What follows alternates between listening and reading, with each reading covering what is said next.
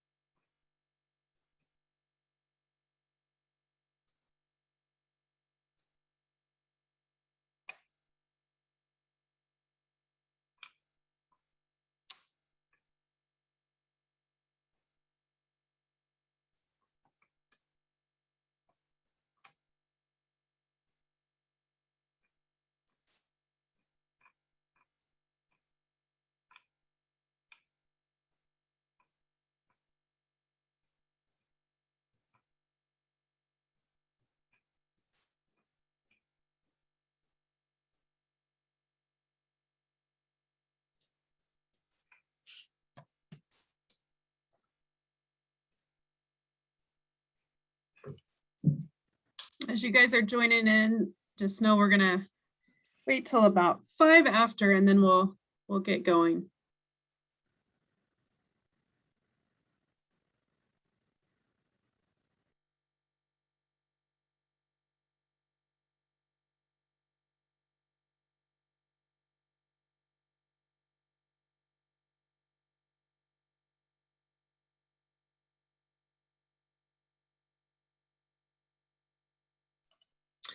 Also, as you're joining, know that this may look a bit different than typical Zoom formats, unless you've been part of a Zoom webinar, which is what this is called before.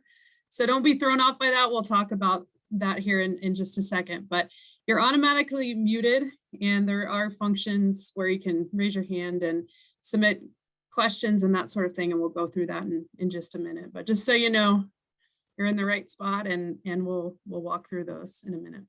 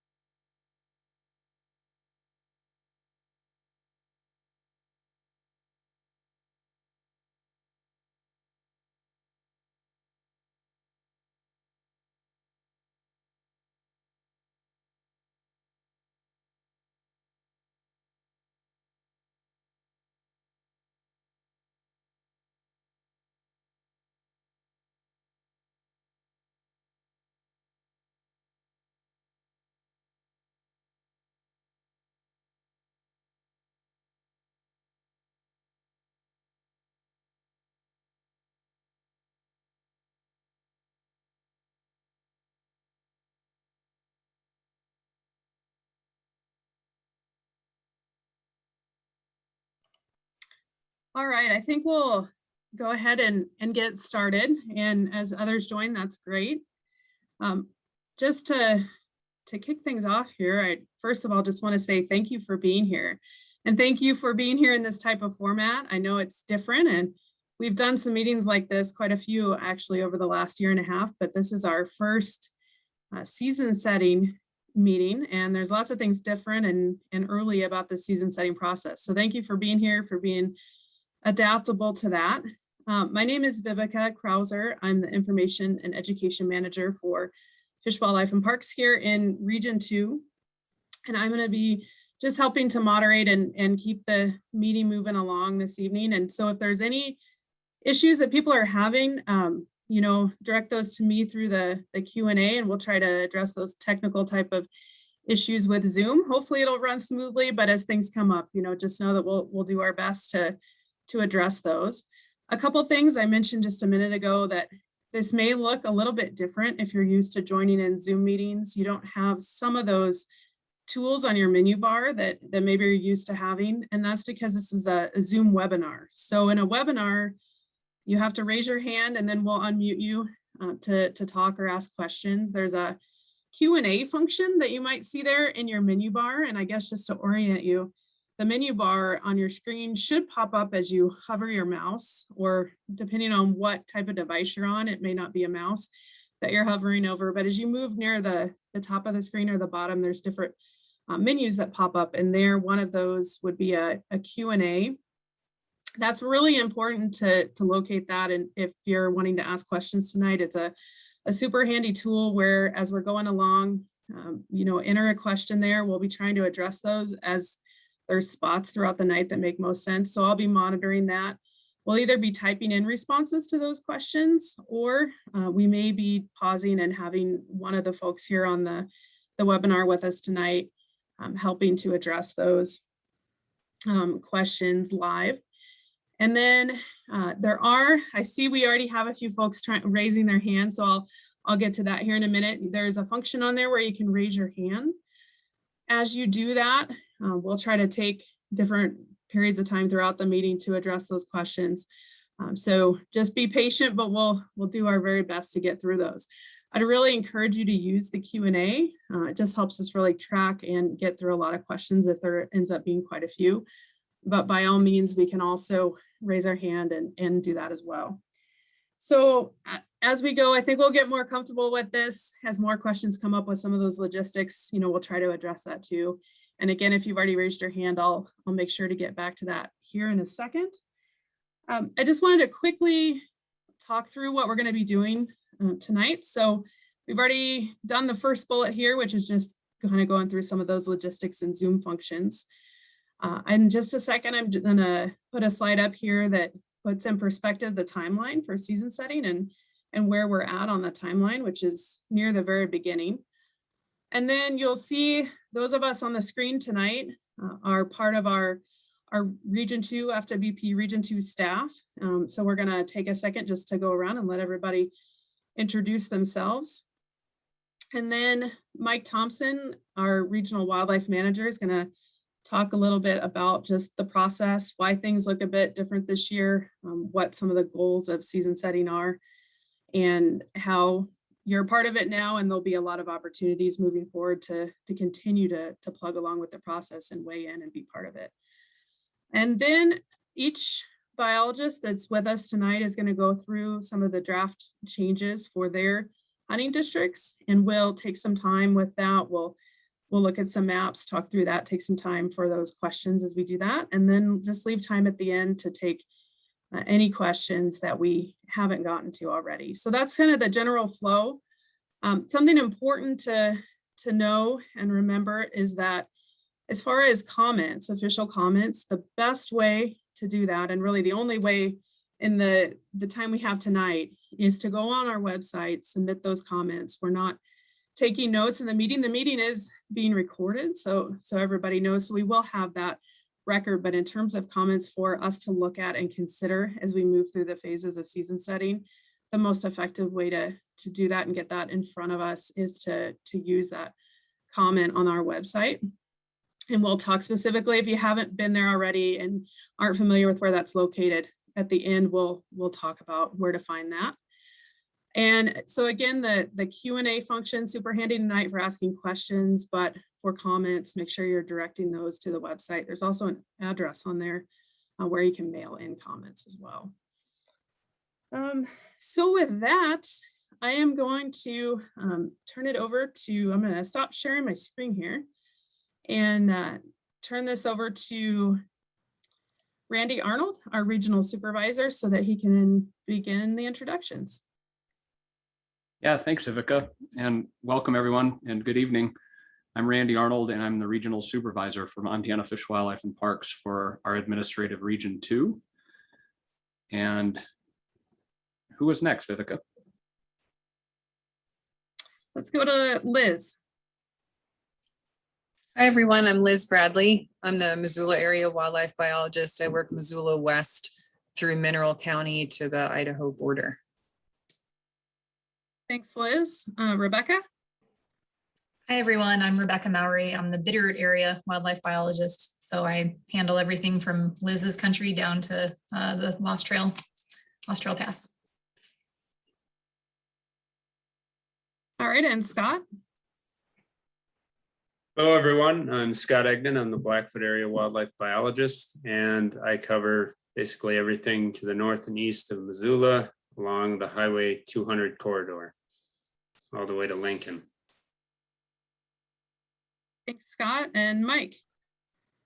And I'm Mike Thompson. I'm the regional wildlife manager here based out of Missoula.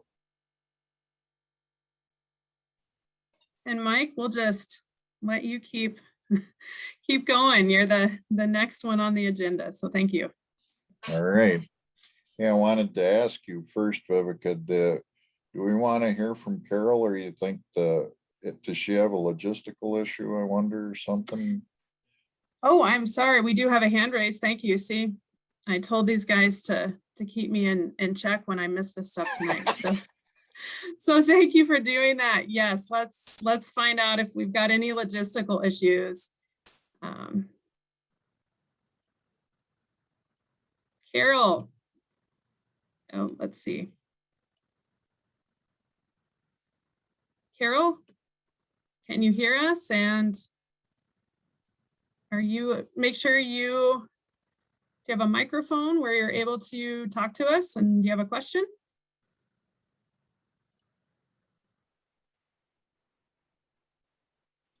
You can also use muted for some reason. Yeah, I see that. I don't know. I removed the mute, but for some reason, Carol, you're still muted. So if you can use the Q&A, feel free to do that too, and I'll keep an eye to that.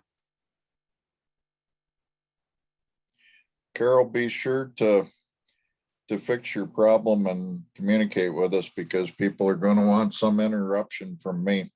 I'm going to be as quick with this as I can be, but I'd like to kind of explain for just a minute why we're here at this place and time during season setting. First of all, season setting, as the public is used to it, doesn't usually happen at this time of the year. We might be working in the background on season setting with Fish, Wildlife, and Parks in a normal year. But we usually are coming out to the public in January to talk about season proposals that the commission has adopted as tentative, and so we're a few months early to be sharing season proposals. Also, if you've browsed around a little bit on the web and read some things in the paper or talked to us, you realize that you're seeing nothing in region 2 that pertains to anything but deer and elk. So this is something unusual and particular, and it's in addition to the rest of the season setting process that will kind of unfold more or less normally as you're used to seeing it. This is something in addition.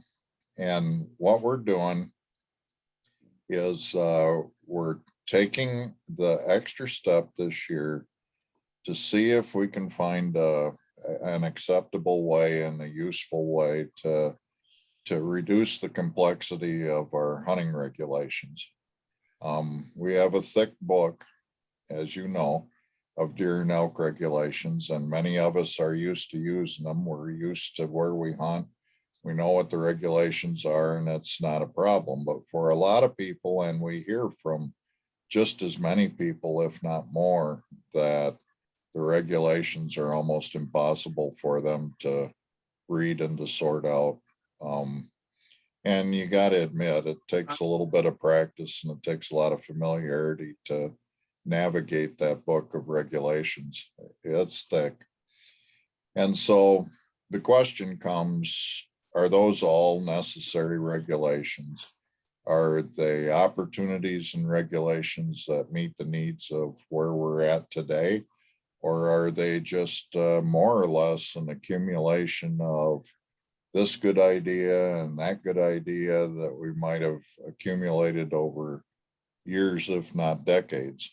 I remember some of the arrangements and deals that we've struck over the years that still appear in our hunting regulations. You could say that proves that those were good ideas, or it simply proves that they're just hanging on there, but maybe we aren't getting a lot of participation. So the question came to us, or the direction and the guidance came to us. Okay, proceed in this fashion. Asked our biologists and our managers and our people in the regions to develop biologically based proposals. They're not proposals in the sense that the commission has reviewed them or anything. Can think of them as a rough draft, something that you would see in rougher form than you're used to seeing in January. And what that attempt is to say, okay, here are the kinds of regulations that we would need to conserve and perpetuate deer, mule deer, excuse me, elk, mule deer, and white-tailed deer populations, strike a balance between private landowner rights and the public's interest in wildlife. And these are the kinds of regulations we need to keep that wildlife on the landscape in a balance with other interests.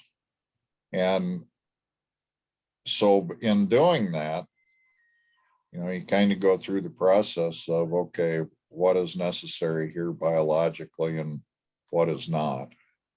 It was an interesting thing for us to go through as people who have worked for Fish, Wildlife, and Parks for variable amounts of time, quite a long time in many of our cases.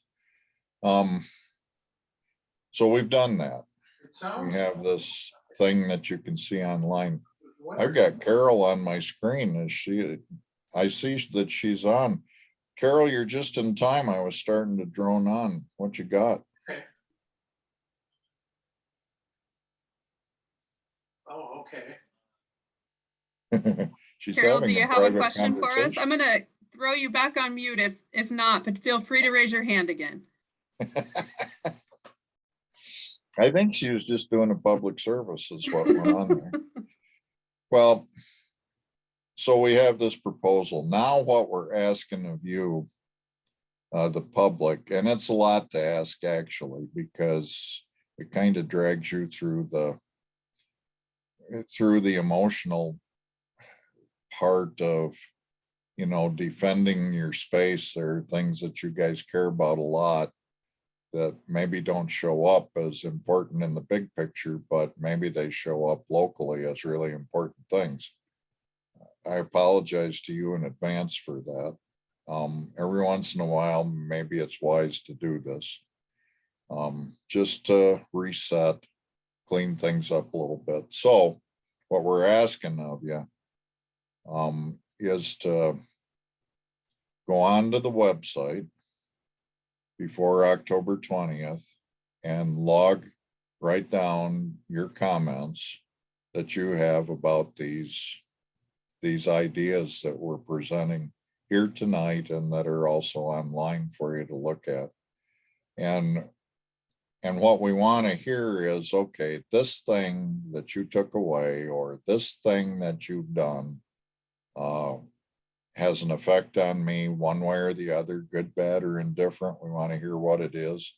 And most of all, if you can provide any explanation of, okay, what is it about this regulation that is important to you, so that we can better understand that. But don't neglect to go online and make those comments. And then we're going to take those comments from you and we're going to consider them here at the local level, because we would like to think that after all these years, we have a pretty decent chance of understanding what you're saying and what you're looking for. And we can translate that into some modifications that right off the bat make sense to us locally. And then there will be some things that we can do that will here locally that maybe we'll find out are ideas that won't make a big difference one way or the other biologically, and maybe it won't add a lot of complexity to our regulations. And we can propose that when all the managers and biologists get together with the director's office on November 1st, and we'll discuss these things. And some things some changes from what you see now will probably be visible. I just would guess are going to be visible to you by the time the commission receives those first part of December, last part of November. And then we don't know what the commission will do with those proposals when they review them on December 14th. And that again is an opportunity for you guys to make your interests known to your local commissioners. I guess we got the announcement. Vivica, nod at me if I can say it, that a lady named Jana Waller is. Are you nodding? Yep, is our Nodding, it's public information, yeah. Yeah, is our Region 2 Fish and Wildlife Commissioner. So now there are 7 commissioners, and we have one of our own, Jana Waller. And so you'll have the opportunity to talk with her and influence her. Then we'll continue through our regular season setting process. So there's going to be a lot of opportunity for you guys to comment as we go through this process. That's the main thing I wanted to take the time to emphasize. I'm sorry it took so much time, but I wanted to make sure to get to that. So this is meaningful. I mean, don't feel like there's no hope here. If you've got something that's important to you to say or to get on the record, it's the very thing that we want to hear. And maybe you'll like some of this stuff. We kind of got invested in some of these things that surprised us what might be done. So that's what I have for an introduction, Vivica. Thank you, Mike. I noticed that we've got a couple questions here, and I think one of them is pertinent to address right away. The other is a bit more specific. We might hold it for just a minute, but I don't know if you're looking at that there, Mike, but I'm going to direct this at you or Randy for a start. The question is that this endeavor is based on simplicity of regulations. If these proposals are adopted in the future, will units be allowed to be redrawn at a smaller size if it's in an effort to facilitate management of game, or will simplicity of the regs win out over management? Well, I'd like to take a shot at that, Randy, and you might like to follow up, but throughout the process to date, and I can't see anything changing in the future, the guidance and direction to us has been do what's right for the resource. We're not going to mess with that from the standpoint of simplicity. The resource comes first, and we here on this call will emphasize that and will always bring that forward. And I'm quite confident, Randy, I think you are too, that What we put in place this year, whatever that looks like, and let's just say that it looks simpler than it did before. As we learn how that pans out over time, as we see the results of that management approach, there will no doubt be a need for adjustment and a need for refinement. And so we won't be living with any set of regulations forever. It's always an adaptive process. And the commission will always hear public comment and Fish, Wildlife and Parks proposals. And so expect that to move over time. Okay, thanks, Mike. So at this point, I'm gonna turn it over to Liz to go through her draft changes in her hunting district. Thanks, Vivica. I'm going to share my screen here.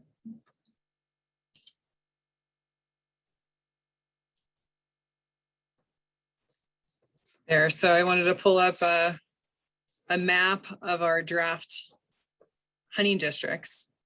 I'm sure some of you have already had a chance to look at this. And just to let you know, the area that I cover that I'll be talking about right now is this chunk here in the northwest corner, Region 2. So we've got, under this new proposal, we're looking at combining some hunting districts. So the guidance that we were given in this was to try to have fewer hunting districts. So the way we approached this was to look at areas where we were managing things similar. We had similar goals for elk or deer and try to combine those districts or portions of districts where we could. So we didn't have quite as many hunting districts. So what I did in my area here, you'll see a boundary here that includes all of what was the old 201, which many of you are familiar with, but I've included that here with the west part of what was hunting district 283 and the east part of what was hunting district 203 with this very north part of 240. And this is an area that's pretty productive for elk, where we tend to have more elk on private land, and where we are trying to reduce elk numbers, especially on private land. This is hunting district 202. The old boundary used to stop in the middle of Fish Creek. So I proposed to extend that all the way out to Petty Creek so that Fish Creek is all within the same hunting district. And that would hopefully be a simplification for hunters that do hunt in Fish Creek.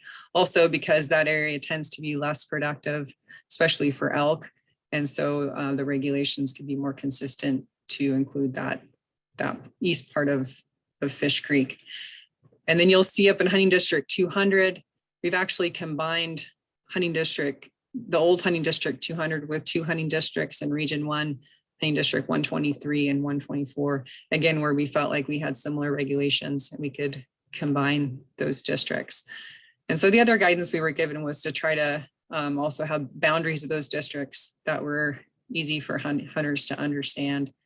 Thus the change to the Petty Creek boundary, which largely has private land on either side, as opposed to Fish Creek, which has more public land on either side, where people are hunting both sides of that district. Hopefully that is a simplification.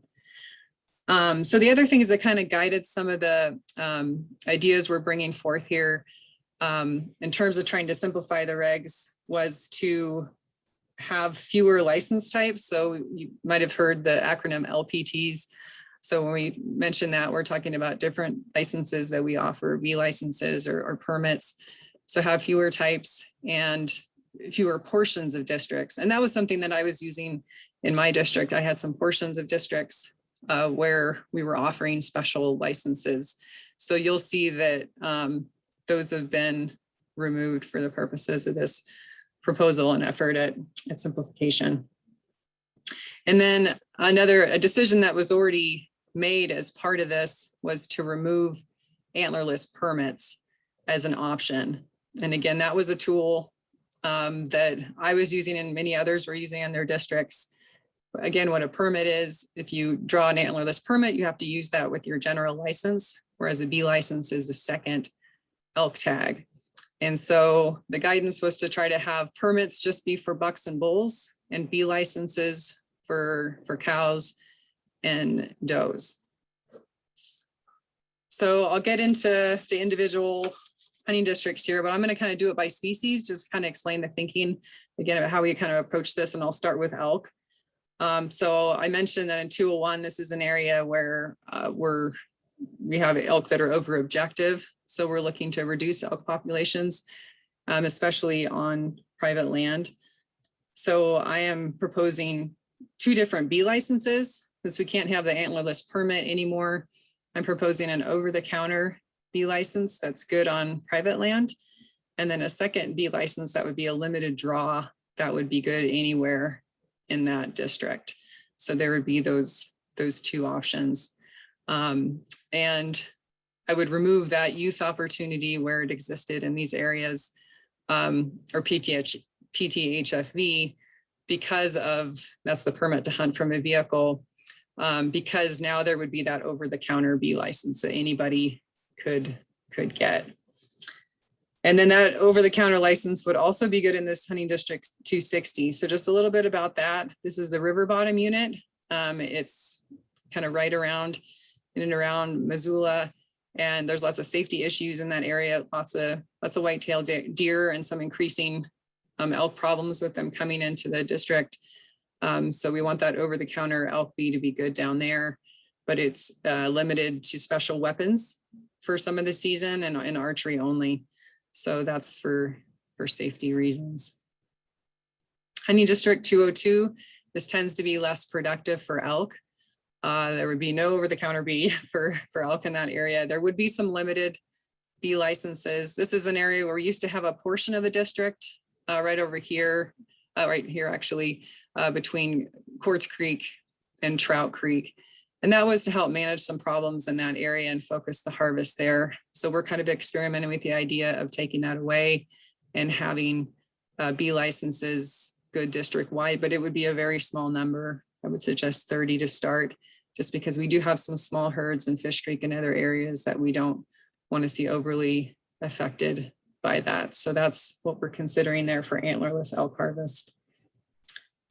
And then hunting district 200, same thing. We used to have a portion where we managed an area where we had some game damage for elk and offered some limited antlerless elk permits. We would look at having an elk B license limited draw that would be good district wide there as well.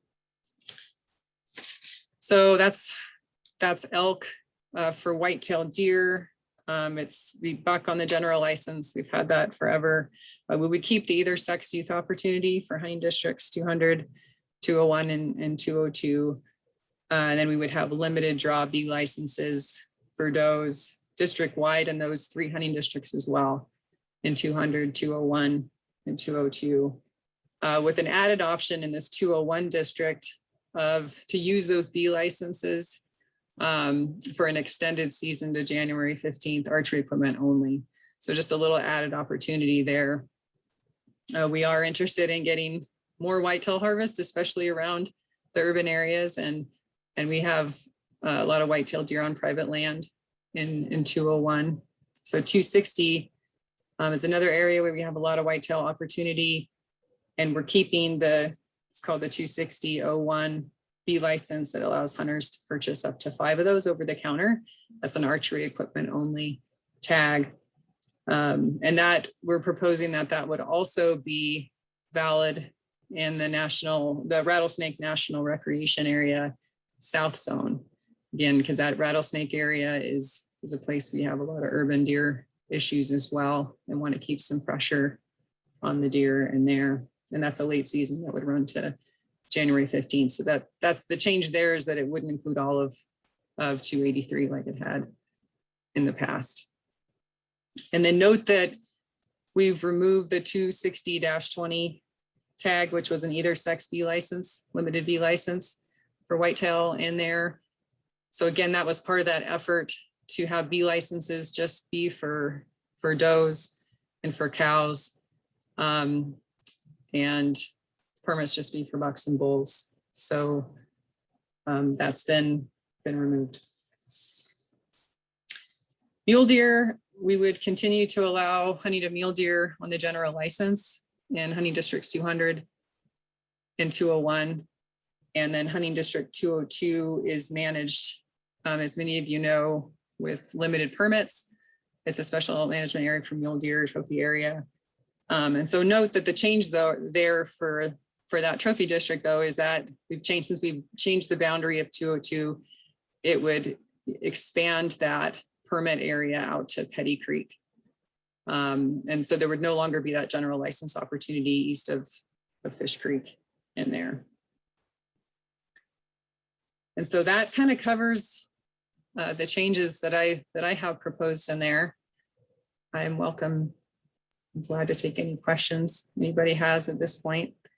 So we've got quite a few in the Q&A questions. A lot of them are more general, but we might address a few of those now, but there is one specific. You can see it there too, but thoughts on making the archery equipment whitetail doe tags to include muzzle loading? Okay, well, that'd be a good comment to make. Yeah, currently they're not, they're archery equipment only in that area, but that certainly would be a good comment to bring forward if you're interested in that.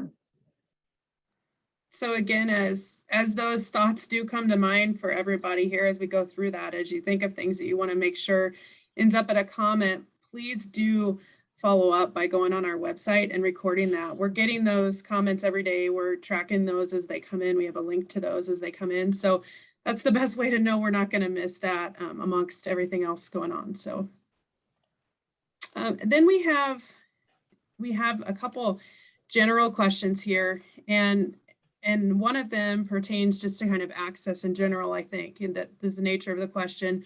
What is the plan to allow the common person to hunt on private land? And related to that, a question from the same person: most private landowners, especially in my area of the world, only allow their friends and family on their land. If that, many large landowners with large population of elk don't like hunters. So much more general question. I don't know, Mike or Randy, if you have anything you want to share on that at this point. I'm just, Randy, I'm just looking to make sure that I'm getting the gist of the question. If you've got a grip on it, go for it. So I guess, yeah, it warrants a little bit of a conversation, but so Fish, Wildlife and Parks broadly has plans to attempt or try to address public access to private land. And I always like to start by acknowledging that a lot of our wildlife persists and lives on private land. And so out of deference and respect to the private land rights that exist, we do work really hard to try to gain access to private land. We have a number of access programs that aim to get access to public wildlife that exist and persist on private land. But specific to those private landowners that are restrictive in the access they allow, our strategy to date has been try to incentivize that access, try to create opportunities. I think if we had a regional approach to it, it would be to make sure that things like licensing aren't a hindrance or a barrier to a private landowner enabling or allowing access. So if you've got a private landowner that wants to allow access and the elk and deer are there to hunt, excuse me, we try to make sure that that our licensing system isn't somehow a barrier to that. Sometimes there is some licensing barrier to it in that we can't offer that much opportunity even on private land. But generally, if the opportunity exists there, our strategy has been to try to make sure that licenses are available. I don't know if that helps, Mike. Well, it helps me, and I'm going to say something that I hope nobody takes the wrong way, because I don't. If you feel like it came across wrong, that's not what I intended. But I think that, well, there's two aspects to what I'm going to say. One is that we are, as a department, working at trying to increase, and as Randy said, specifically incentivize public access on private land, with most notably the block management program, but other tentacles of the hunting access program on private lands. And it amounts to a ton of acres across the state and in Region 2. And so that's going gangbusters, and people are out working on that right now. So for the public in general and trying to bring the public and landowners together, that's one thing. The other thing I would say is that the best tool that a hunter has is himself or herself developing a relationship with another human being that owns private land. And sometimes a person can think, well, that's pie in the sky, where do I start? But I mean, I know that because that would be hard for me to do from scratch, but that's where those relationships come together, and there's a certain amount that we can do and are doing on the public's behalf and on the private landowner's behalf to bring those two parties together. But boy, for a lot of people, I mean, when they go out east to go hunting, they've got friends and family and folks that have long traditions on private land that they build on their own. And that's always open to us here. A lot of people that would let people on if the right person knocked at the door. And that's life. Thank you, guys. Liz, we've got a couple questions directed specifically at some of the stuff you just talked through. One of those is, any concerns with an aggregated district like 201 with how elk objectives might drive management with high numbers in small areas?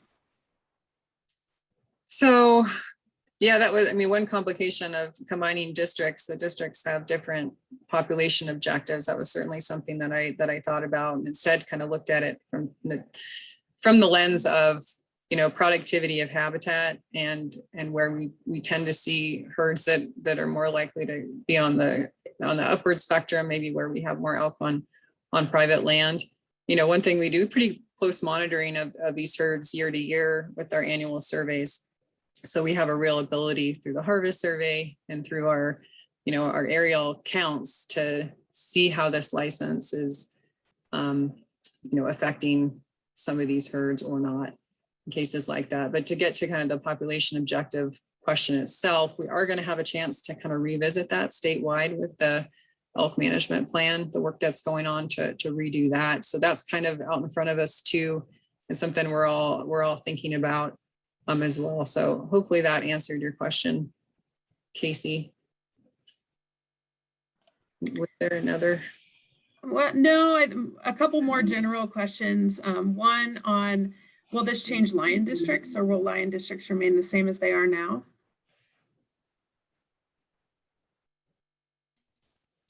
We, to answer that, we've not crossed that bridge yet. And I remember this is for 2022. We, within Fish, Wildlife and Parks, have a little bit of time yet. We've begun thinking about it for sure, but haven't quite crossed that bridge yet.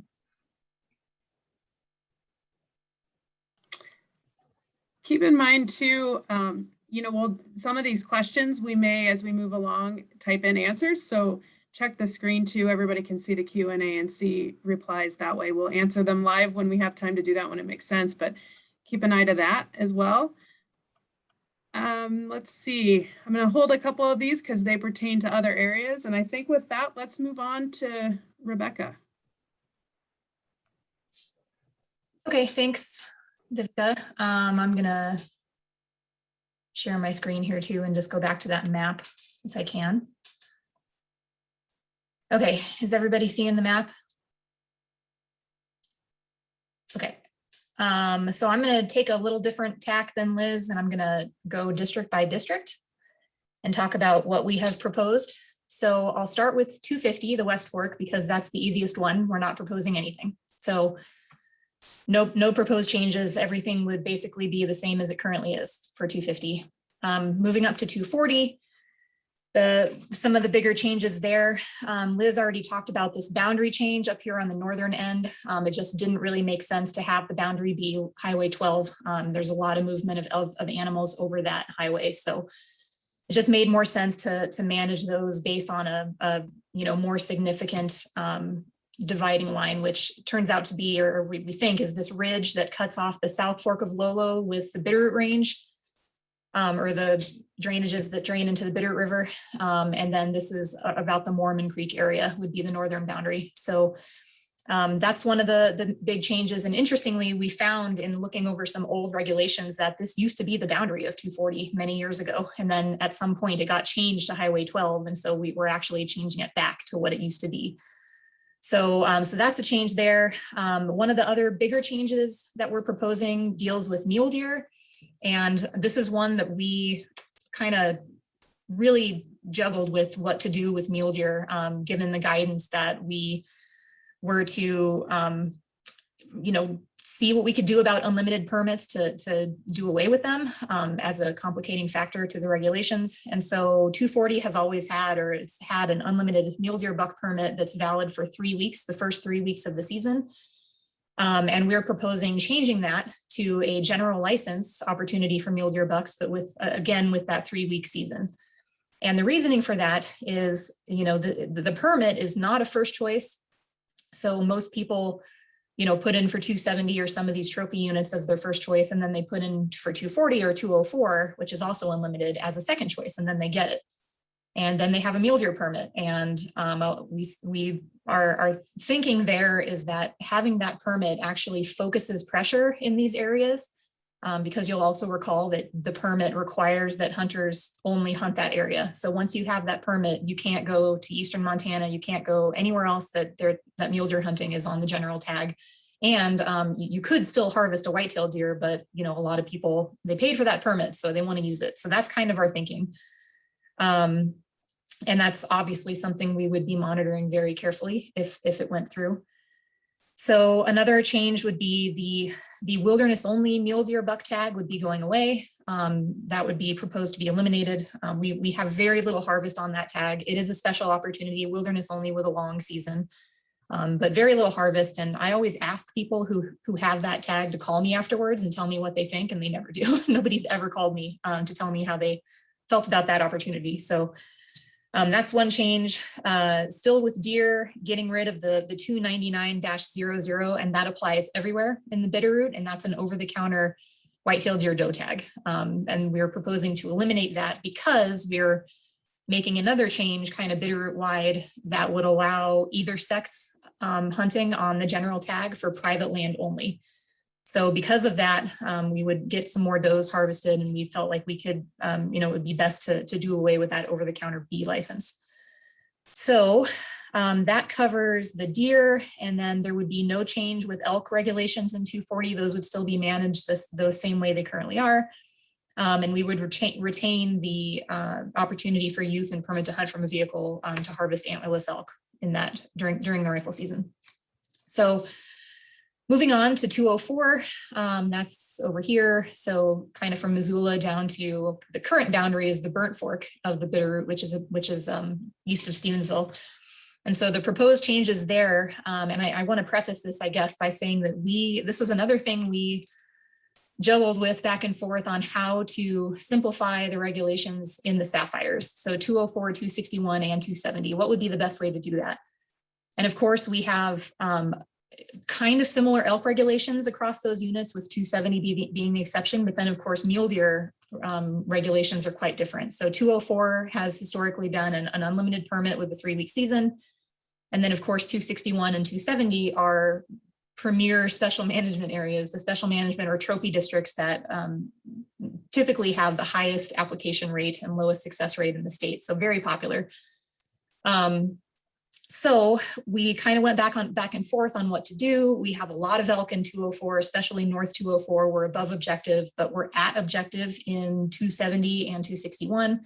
And so what would be the best way to do that? And so we kind of just said, well, why don't we split the difference, cut 261 in half, put the north half in with 204 and the south half in with 270, and maybe that would work.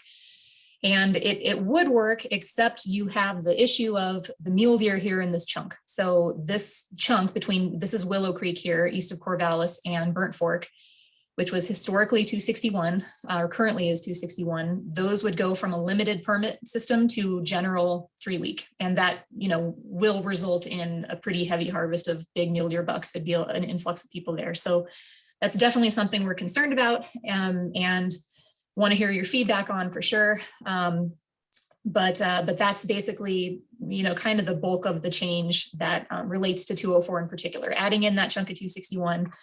The same thing that I said with 240, applying that general license 3-week season for mule deer bucks. And then the other big change would be the antlerless elk harvest would go to general license during rifle, which currently it's been antlerless by B license or permit only, and then general license brow tine bull. So that would be a big change again, because we're over objective for the elk numbers there in 204. And we've been kind of chronically over objective there. So that's the aim of that. Let's see, the 26201 B license, that's one we've had on the books for a while. And it's an over-the-counter antlerless elk license that's valid for several bidder districts. And so it would be valid in 204 like it currently is, but then we would add on a short shoulder season. It would only go to January 1st. So it would not go to the later, February 15th deadline like we've had before. Let's see, other sort of the more minor thing, eliminating the 29900, eliminating the antlerless elk permit that we have there. Again, as Liz said, we're basically instructed to do away with those antlerless permits. I think that covers 204. So then moving on to 270, I'm sorry, I know this is a lot and I'm trying to talk not too fast because I know I talk fast. So the big change to 270, again, you've got this southern half of 261 added in there. And then the really big major change that we're looking at for 270 is getting rid of the brow tine bull elk permit, the unlimited permit that we've had there since 2012. That went into place in 2012. And I'm going to show you a different screen really quickly, just to kind of give you an idea of why we're proposing this. So this is my data that I have from the Darby check station, which is right there north of Rye Creek, south of Darby. And so here on this first graph, you have the total number of hunters that came through the check station, successful and unsuccessful. And so you can see in 2012, the first year we had that permit, you've got a big dip in the number of hunters, and that lower level has persisted ever since 2012. So you are seeing fewer hunters in 270. Most of the traffic we get through the Darby check station is coming out of 270. And so, you do have that decrease in numbers and pressure. However, if you then look at the harvest, this is the harvest through the Darby check station on weekends only. And the blue line is the bull harvest. And the red line is the antlerless harvest. And so you can see that the permit really hasn't done much for mitigating bull harvest. So biologically, the permit does not do anything to bull harvest. So this is, the permit is entirely a social issue, basically. And I know that there is the risk that we've had in the past where you have a combination of events that create a migration of those elk out of the big hole into 270. But that's typically been an issue with antlerless harvest.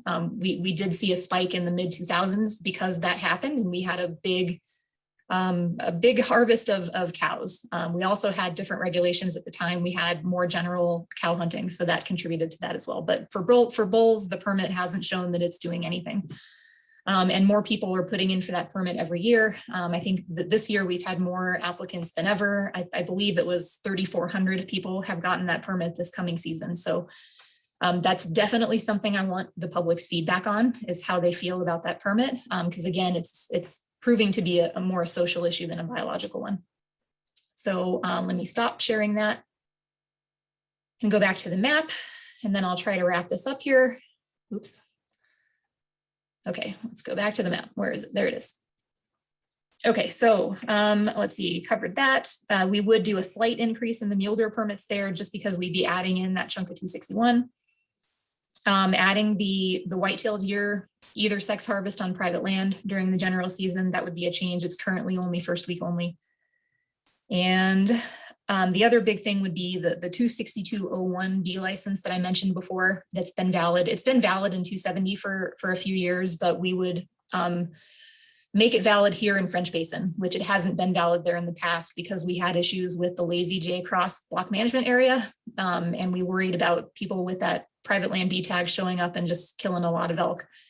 But the Lazy J has changed their access rules. So you're no longer allowed to park along French Basin Road and access that BMA. And so we're figuring that with more restricted access, we will prevent shootouts and prevent a big cow harvest from occurring there on that BMA. So that covers 270. And now the one that I think is probably going to generate the most, well, I shouldn't say that. I don't want to make any assumptions, but this one I think we're going to hear some feedback on for sure, and we want to. And that is combining the River Bottom District 260, formerly 260, with 262. And we call 262 the farmlands district. It covered basically all of the agricultural land, the private land between East Side Highway and the Big Ditch in the Bitterroot Valley. And so the big changes there would be basically putting some guns in 260, where 260 has historically been an archery only area. And I think it's been that way for some 40 years, possibly over 40 years. It's been an archery only district. There have been some shotgun muzzleloader tags that have been added there from time to time for harvesting deer and elk. And so what we're proposing there is a compromise. 262 and 260, you can't ignore, we're tasked to deal with the biological here, but you can't ignore the social in 260 and 262 just because of all the residences and the archery only area and the safety issues. And so what we're proposing here is all general license opportunity for elk and deer would be archery only. There would be no general license gun opportunity there. There would be no guns during archery season. So archery season itself, that 6-week season, would be retained as archery only. But then there would be the addition of over-the-counter whitetail doe tags, antlerless whitetail tags, that would be valid for shotgun muzzleloader. We would have a limited number of mule deer doe tags that would be shotgun muzzleloader. And then we would have the over-the-counter 262-01 elk B license that would actually be valid for rifles in this district. And that's coming because we have a lot of landowners in this area that there's still some big ranches where elk just can't be harvested with archery or with shotgun muzzleloader. You just can't get close enough to them. And so they need the ability to harvest elk with rifles. And our hope with this is, it's a private land only tag. So you can't use it on fishing access sites or state lands that are in that unit. You can only use it on private lands. And we're counting on the landowners to do what is safe for the animals that are on their property. If they want to require archery only still, great, they can. BMAs in that area can still require weapons restrictions if they want to. But those landowners that have issues with game damage, chronic game damage with elk here would still be able to use a rifle. So there is some loss of opportunity in 262, old 262, and some additional gun opportunity in 260 with this proposal. And then the other thing would be that the mule deer bucks would still be managed the way they currently are by a limited permit valid for both districts. So, okay, I think that basically kind of covers everything. And I know it was a lot. So yeah, let me look at the questions. Okay, so here's one. Eliminating 299.01 and replacing with either sex general tag is to increase doe harvest. Mostly it's to simplify regulations and allow more doe harvest on private land where it's been a problem. And yes, that's only on private land. The either sex general license rifle opportunity is only valid on private land. Okay, and then Marlon had a question. Why are you doing away the 260 and making it 262 when 260 is the historic HD and archery only? 262 is a new HD, and that is the one that needs to be added to 260, not 260 added to 262. Looks to me like you're trying to do away with the archery only in the long term. And so the point behind all this is to try to harvest big game where we need them to be harvested. The tools we currently have in 260 are not working for some landowners that are experiencing damage. And so this is an attempt to allow them to harvest animals with the tools that they need. And I hope that you comment, you go to our webpage and make these comments. These are what we need to hear. And especially if you have suggestions on how we can allow landowners to get the harvest they need and still maintain an archery only area. That's been a struggle for us for a lot of years. So am I doing this okay, Vivica? Do you want me to let you take the lead on these, or? No, this is great. It's really better for you to read the questions and handle it that way. Yeah, thank you. Okay. Okay. And then Hannah asked how many permits will be allocated in the 261 and 270 combined units. So the way we have it right now, so currently in existing 270, there are 45 of the primary permit, and then there's also 15 of the 3-point antler restricted permits that we introduced last year. So there's a total of 60 in 270 right now. And so the current number we have it set at is to increase the number of the general, the main 270 tag to 50. So it's just an addition of 5, and then increase the 3-point tag also by 5. So it's an addition of 10 total tags to that district. So there would be 70 total tags. That's how we're proposing it right now. Okay, let's see. Let me skip that one for now. And I think I just answered Jeff's question as well for that. Okay, oh my gosh, you guys are fast and furious. Okay, hold on. Okay, I guess, Michael, I'm gonna skip yours for now. Will the private rifles be allowed after general rifle season, or will we continue until January 15th? So are you talking, if you're talking about the 26201 B license in the new 262 combined unit, those would be valid until February 15th. Yeah, we've had that shoulder season in 262 for, I think, since 2016. We've had it go to February 15th, and so that would remain February 15th. Which again, if you have thoughts on that, please comment. We definitely want to hear that. Okay, Matthew asked, so the 26201 cow tag is good for what district? So it's going to be good in 204, 270, and 262. So basically valid in the river bottom and on the east side. It's not valid on the west side at all in 240 or 250. And it's been that way for a while. Okay, and then Everett asked, at what point do you decide the efficacy of the 273-point tag reducing CWD transmission? So that tag was kind of an experimental thing just to see, if we could get older bucks harvested on it and then it would be enforceable. And I realized when I made that proposal that we didn't set specific objectives. And so the objectives are primarily related to the age of the harvested bucks. So we want the age of the bucks to be at or above the average age of the other bucks coming out on the main tag. That's one objective. The other objective would be, what do we want our buck to doe ratio to be? Because we know that high buck to doe ratios contribute to CWD transmission. And that is something that we don't know yet. I don't know what the goal buck to doe ratio is going to be. That's something I'm going to have to come up with the health lab. And with other places where CWD has been, and the research on what buck to doe ratios are kind of ideal for keeping transmission to a minimum. Of course, we don't have CWD in the Bitterroot yet, or at least we have not detected it, I will say, yet in the Bitterroot. And so we can't evaluate if it's changing transmission or not. But yeah, that's a good question, and it's one that's been on my mind. And we will revisit this. We only have 1 year of data right now. And so it is something we'll be looking at really closely, if that answers your question.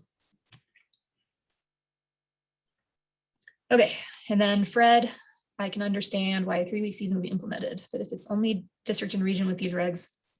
So that's a good question. So the question is, we're trying to simplify regs, and 204 and 240 would be the only districts that have that shorter season on the general. I think,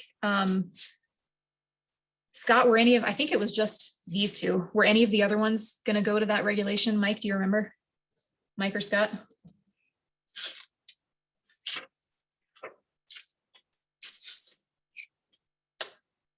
I was waiting for Scott because I was hoping he was going to bail me out. I don't remember off the top of my head. Yeah, and I had it written down here at some point and I can't find it. Rebecca, what's the specific question again? Well, I can't remember, were any of the other hunting districts like in your area or in the Upper Clark Fork, going to go to the general license 3-week for mule deer? Or was it just the Bitterroot? No, so the new hunting district 285 go to that. Okay, thank you. I can't speak for the Upper Clark Fork. Well, that much I know, and we don't have any proposals for 3 weeks there.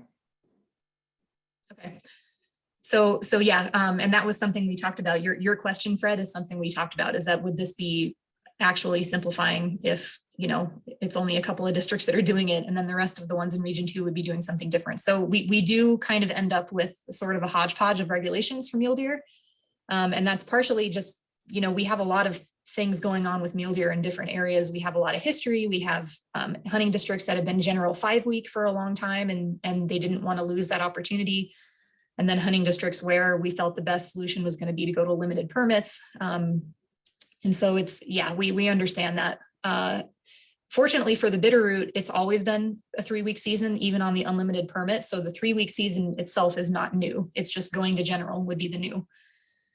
And it would run to, it would be the first 3 weeks of the season, which is what it currently is. So this coming year, it ends on November 14th. And so next year, I can't remember what the dates would be, but yeah, it's the first 3 weeks. Would it intensify interest in the unit over perceived potential for larger deer with a shorter season? I don't know. I haven't thought about that, but that's a good question and something I will think about. And please comment. Please, again, all your comments and stuff, I really want to read them. So I hope you submit them. Okay. Thanks, Rebecca. I think you've grabbed the ones that were pertinent to your area. There were a lot there. Thank you guys for sending those in. And also just a reminder that there are some folks typing answers to some questions as well. So be sure if you're curious, you know, even if it wasn't your own question and you want to read that reply to do that as we move along here.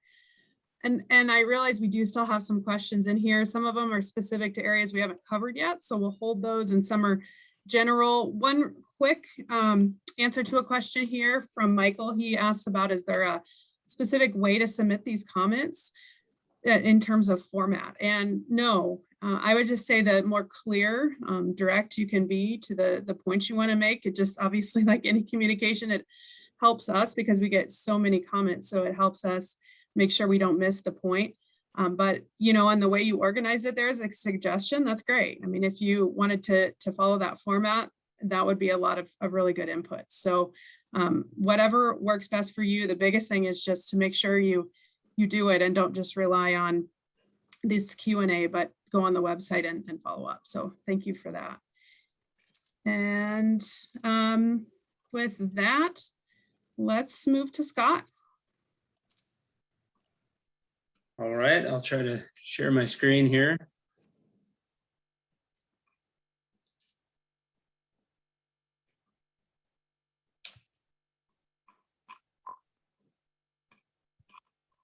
Okay. All right, if everybody can see this, I will kind of walk through the changes to the Blackfoot area. I will start, I guess I'll start from the bottom with 282. So 282 is predominantly the Blackfoot Clearwater Wildlife Management Area. There are no boundary changes proposed here. The biggest change for this district is going to be season dates, and that's aligning the season dates with, you know, standardizing them with the season dates of pretty much everywhere else. So historically, we've shut the game range down on November 10th, and now that will remain open for the entirety of the general rifle season. And so that's the biggest thing. The other thing there is we've decided to remove the whitetail buck opportunity on the general license and make that into a permit. And we've done the same with the mule deer buck opportunity. So no longer, if you get that elk B license, will you be able to harvest a whitetail or mule deer buck. So you'll have to apply for that permit. And then without really just standardizing those seasons. The license numbers will be pretty much the same as they are now. Very limited, very conservative. It's kind of always been managed that way. We are below objective there, so we're going to continue to manage that conservatively. 285, I will go on to, and 285 is large. It includes hunting district, formerly hunting district 292, the eastern portion of hunting district 283, the original 285, 281, and 284, and a portion of 293, and I'll explain those two a little later. I've had a lot of questions and comments on those, so that's been great. One of the big reasons here is all these districts are either at or below population objective for elk, and so they're managed very similar currently, and that will stay the same. They will basically adopt the current hunting district 285 regulations for that new district. The one exception in 292, we have had an early shoulder season with a very limited number of elk D licenses. And the purpose of that, those are private land only opportunities. And the purpose for that is mostly management. Game damage is the biggest issue there. And so what we've done is expanded that across the entire district and raised those tags slightly because it's a much larger area. There's currently 50 in 292. We've doubled that to 100. And again, that number may change a little bit. It's kind of a fine line between having enough tags out there to be effective. So when we have early game damage here, and that's when we do get our game damage here is in the early portion, late summer, early fall. There's enough tag holders to address that issue. If it was a population issue, generally we do a late shoulder season. So this is more of a distribution issue. Excuse me. For mule deer, Rebecca just discussed this, and 285 currently is kind of a hodgepodge. The districts that have been combined to make the new 285 are kind of a hodgepodge of different regulations for mule deer. 282 and 281 are an unlimited mule deer buck permit. The remainder are general license remaining districts. And we've got kind of a steady trend to, I guess, a declining to steady trend in those general license areas. And in the unlimited areas, they're declining. So what we've decided to do is kind of split that difference with that 3-week season. And again, please submit comment. We don't have a lot of data, as Rebecca mentioned, to suggest that this will, be affixed to having better age class across that entire district, but that's kind of what we're hoping for. 284, I want to touch on this.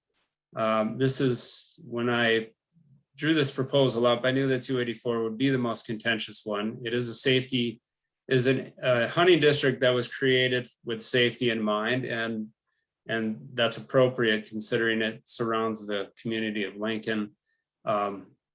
What I'm planning to do here is take the original boundary and probably create a weapons restriction area.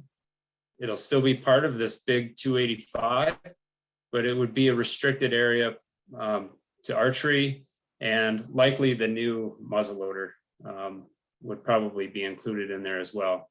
So I will use that existing boundary, probably create a hashed shaded area that would show on the map that is a weapons restriction area. So we can keep that safety issues in mind.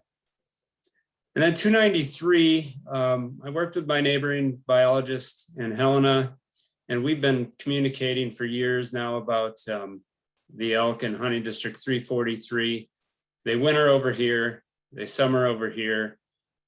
We've got some old radio collar data that shows where those movements exist and kind of how far west those elk go. during the summer and hunting season. And we drew a boundary that we think covers that movement, and that will now be part of hunting district 343 and part of region 3. So this is going to be a little awkward for folks. That was my only concern, is just folks getting used to, the old boundary along the Continental Divide and this new boundary here.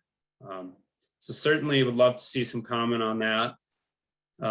One other thing, I guess, that I have heard some comment on, or seen some comment on in 285, and that's the removal of the permission to hunt from vehicle and youth opportunity to harvest a cow elk on a general license.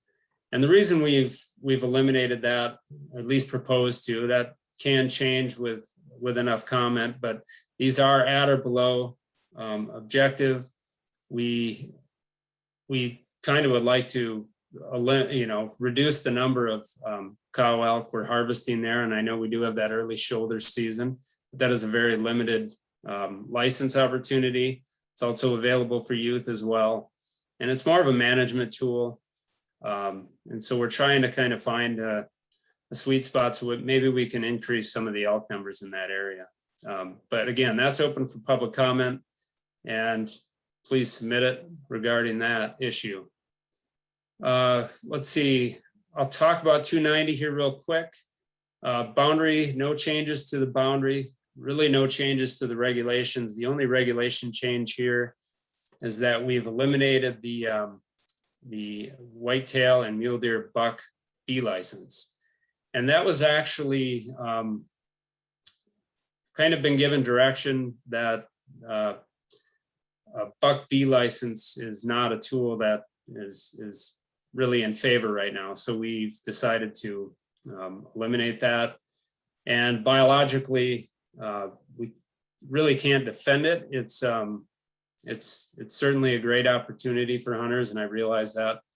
But biologically, that's not really something that's necessary. But please do comment on it. I know there are many folks that will. And I guess I will say, Mike will probably talk about the hunting district 291, what was the southern portion of 293, and hunting district 298. Those will now become part of this larger district 222. Let's see if I can move that. Oop. A little slowly, more slowly. There we go. And the reasoning here is these are districts that are predominantly over objective for elk, and they're managed very similar. Currently, there's a lot of private land, a lot of large ranches here. And so it made sense to include 298, which is also over objective, and 291, another district that's over objective, with what is now 213 and 215. And then we get a lot of movement of elk between across the highway here and also across Highway 12 here. And so it just kind of made sense to include that these areas in there. The big concern that I have heard, and we shared it when we created this, is 291 and the is a limited mule deer permit. There's 30 youth permits and 30 just general mule deer buck permits. So a total of 60. What we've decided is, knowing that if we open this up, folks would be kind of a magnet for folks to hunt hunting district 291, because they know there's some good mule deer bucks in there. So what we've done is just left that for the entire area, left that at 60 licenses or permits. And this way, knowing that the first couple of years people will flock to 291, it's not going to be any more hunters than there already have been. Some folks will spread out a little bit, and over time, we should see these areas, which I believe are unlimited buck opportunities. Correct me if I'm wrong, Mike, but we should start to see a little bit of improvement in age class in these two districts over time. So that was kind of the logic there. hopefully that covers all the changes in my area. I will go to the question and answer. And let's see, that is not,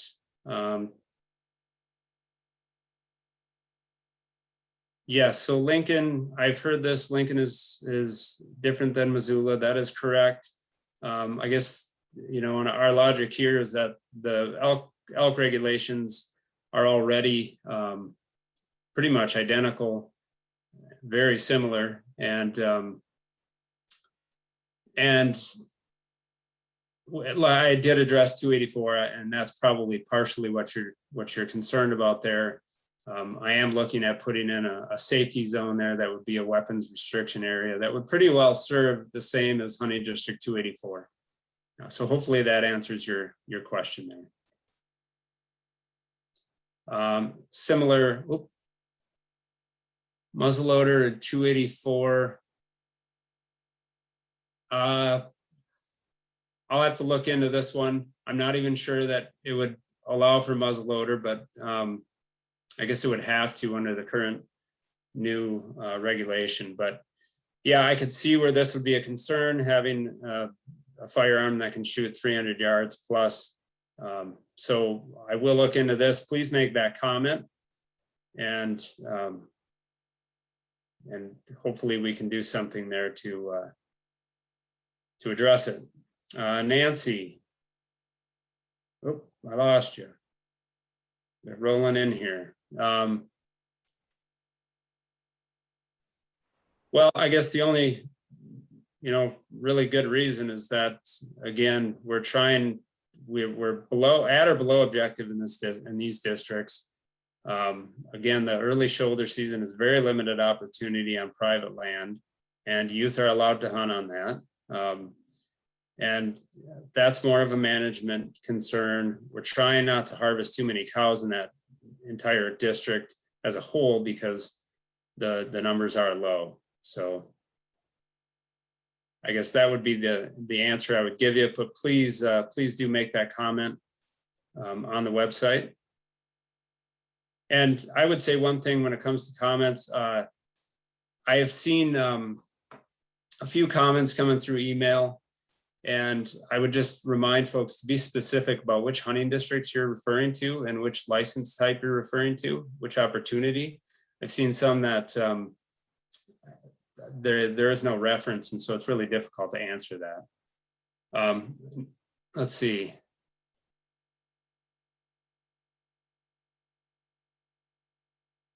Yes, good question here by Rhodes. And I do, so the numbers, the quota will not change, at least the number of licenses for 282 will not change. There's 25 currently, elk B licenses. That'll stay the same. We likely will see, because of the lengthened pressure, we likely will see a little more success with that license. And it will move some of those elk around into 285, and we may see more harvest there as well. I can't make an estimate on that, but we will certainly be paying close attention to that. That is one of the concerns that we did have with that. But again, this is, for the sake of simplicity, we're trying to simplify the regulations for more standard seasons. And so hopefully that answers that question. Nancy, this is a great question, and one I forgot about. 280, hunting district 280, I forgot to mention, will become part of hunting district 150 under these current proposed regulation changes. So currently hunting district 280 is the scapegoat. And basically the only change that would be affected here is there would be an elimination of, because 150 has no antlerless opportunity for elk, and hunting district 280 does, the antlerless opportunity for elk would be removed in 280. So that would be the change there. Again, please make your comments public so we have record of it. Getting a lot of these. .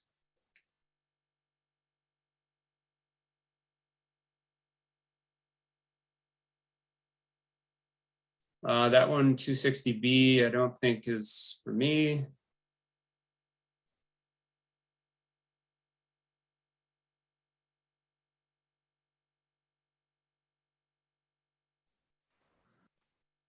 As Scott's looking through these, just a reminder too that we're getting a lot of good questions answered by people that are typing responses here. So I know I've said this a couple times, but I just don't want folks to miss that because it's really some informative replies there. Yeah, so Kevin Robinson's question here about the extra B license. Yeah, we are trying to reduce some of the deer numbers, and generally we try to do that through harvest of does and not through harvest of additional bucks. And again, there's been some direction from above that an extra buck B license is not really a tool that's favorable. So that's kind of the answer I can give you there.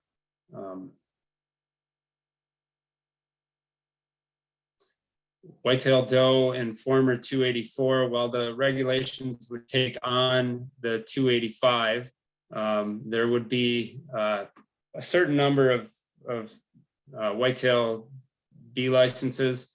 I think for that entire 285, I've tentatively proposed 200.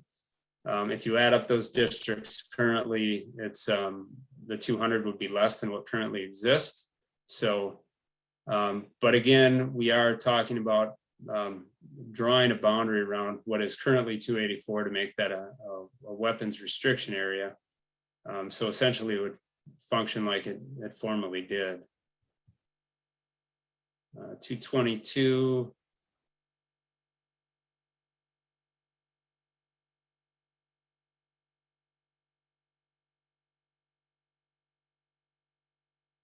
I will let Mike answer the question about hunting district 222 and the 400 unlimited mule deer buck hunters. 213 and 215 I'm not real familiar with.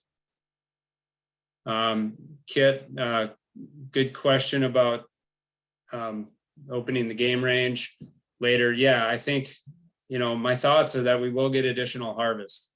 We will move those elk around a little bit more. Again, we're kind of trying to find a sweet spot between simplifying regulations. My concern there was if we didn't make some simplifications to 282 and kept it the way it was, I would be really concerned that there would be pressure to potentially lose 282, and I didn't want to do that. I'd like to keep 282 and kind of unique opportunity, especially for deer that exists there.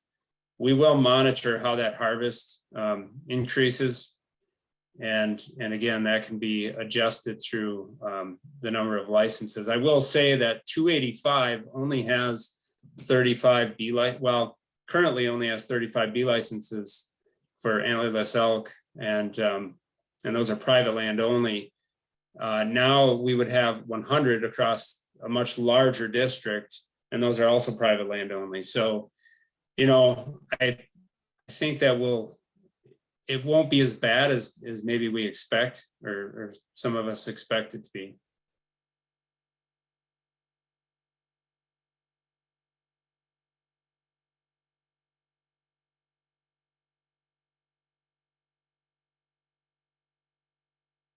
I'm assuming Kane's question is related to mule deer and unlimited versus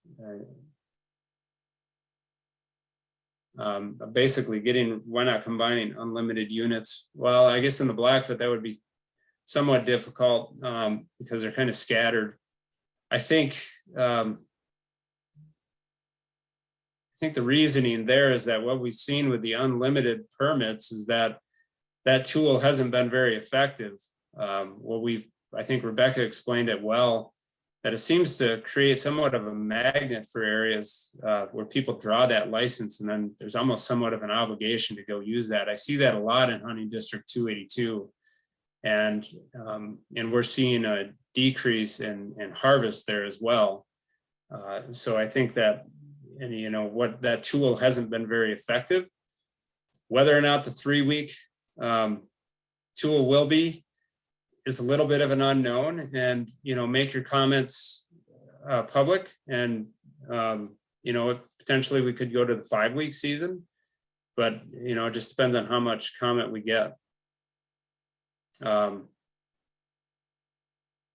I don't have an answer for Pat. I will let Vivica address that one, I guess.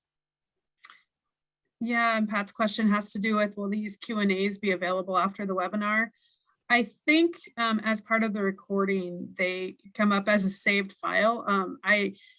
I'm pretty sure on that, and I will follow up. And if so, it would be a great way to follow up somewhere on our website. It would probably be on the season setting page. There's already a spot there where we're asking for people to submit questions. So maybe somewhere in there we could post a file with some of these questions. So I will follow up on that, Pat. Thank you. Good idea.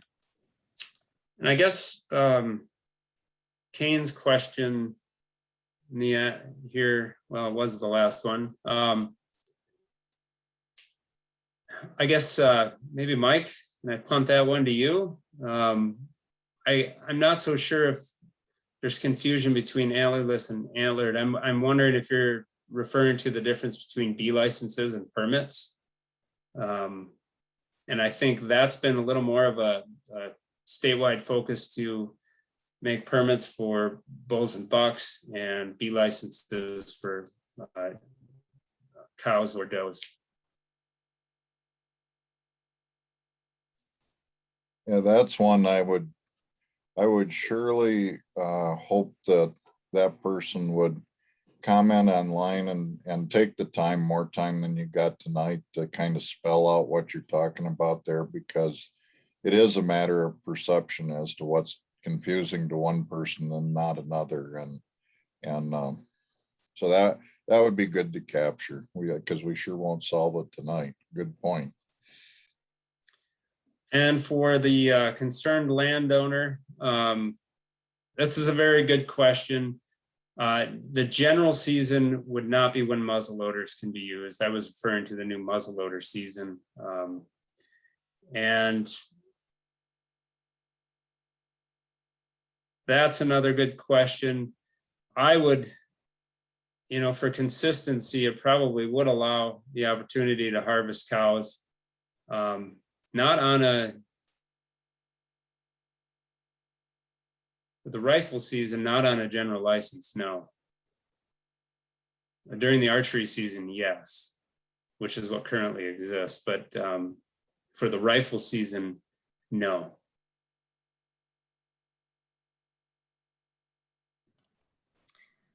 Scott, did we address Kit's question here and I just missed it, or is that one still out there? It pertains to the game range opener? No, I believe I addressed it. And okay. I think, again, it's just, they're going to be limited on the game range and surrounding the game range. And so my hope is that we won't see a major increase. And that's why we're trying to be really conservative with the number of licenses we allow. It's certainly a concern I have, though, Kit, and one that caused a little bit of stress in that proposal.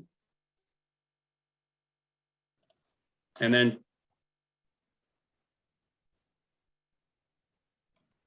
I think Scott, there were a lot there. I think you covered it. I mean, please continue to submit your questions as we move on to the next set of districts. And that's, we'll have a little time at the end to come back, but in the interest of making sure we get to the Upper Clark Fork, let's turn it over to Mike. Well, it was fortuitous there that Scott did a good part of it, and I kept quiet because I thought, well, maybe he'll keep going, but he didn't. He stopped short of finishing it off. So, and I wanted to say that, Jeff, I typed you an answer. So if that works for you, and if it doesn't, let us know. I'll try to share my screen here. Oops, Scott, you gotta quit sharing your screen. No? Oh, yep, there we go. There we go. It's that big red button in front of me. And I'm gonna try something foolish. I'm gonna try to be fancy here and see if I can take you through the website. So we keep telling you to go online. If you haven't visited it, here it is. And so just fwp.mt.gov. Sorry for you guys that do this every day, but, and then you'll land on the homepage. If you go down on the homepage, I'm just scrolling down, and right there, right off the bat, it's season setting comment by October 20th. Click on that. And here's the page that comes up. Season setting, hunting regulation change, public comment opportunities, and blah, blah, blah. Here's the timeline. Here's, well, I haven't seen this thing before. I'm not going to click on it now. Ask a biologist. I'm sorry. That's what I mentioned a minute ago, Mike. That's a spot where you can ask more questions like we're doing tonight, and then you'll get a direct email reply. Holy cow. And here's meeting schedules and Zoom information. And then as you go down here, keep on scrolling down. Don't quit. Keep on scrolling down. You get kind of a crude statewide map, but keep on going. And you'll have statewide proposals. You'll have it region by region. If you click on us, here's where the region 2 draft changes are for region-wide changes. This is just a broad brush summary. And then here's the map that we've all been pointing to as we go, is right here. So all you've done is go on the home page, and then you've clicked on comments, and then here you're following all the way down. If you click on any one of these hunting districts, because you know, I'm introducing this because I'm gonna probably be insufficient in my explanations of things. So you can go look yourself in the detail that our proposals are right here for 210. 214 and 217 are virtually unchanged, except we're going even a little more conservative. Lighter on mule deer in both districts on public land. Lighter on cow elk in 214, no cow elk harvest. And so we've kind of doubled down on that, but otherwise those districts remain. And then 222 that Scott talked about. So click on those things and you'll get a nice tidy little summary. And then here now, if you keep scrolling down, now you're at comment online. You have optional contact information if you want to do it. And then it asks you to select what hunting district you want to comment on. Now remember, you chose region 2 to get this far. And so you only see region 2 districts. If you want to comment in some other region, go back up to where you made the choice to go to region 2, go to the previous page and pick one of the other regions, and you can get at their stuff and their opportunity to comment. I don't know that there's any limit on how many times you can come back in here. I doubt there is. So with that, I'll go up here and find the map. I hope that helps one person that hasn't done that before. So Scott talked about 222. He talked about it becoming one large special management unit for mule deer bucks with very few permits, and hoping to recruit bigger bucks across a larger area than old 291. And over time, we'll have more permits to meet the more bucks that we recruit in here. That would be the hope, because otherwise mule deer populations are showing every indication of being down there. And can't allow a whole lot of harvest, and there's not a whole lot of harvest that goes on here, except that quality opportunity in 291 for the bucks there north of Garrison, east of Drummond. So 214 south of Anaconda. We've got that 130 elk or so that winter there. We're a little concerned about mule deer on the public land there. They got lots of mule deer downtown, but we'd like to grow some here. We'd like to do a little habitat improvement on the Garrity Mountain Wildlife Management Area. But 214 needs a little TLC. And so it's a small district right there. And 217 is a negotiated solution between hunters and landowners and what was once a big problem elk area that is now stabilized.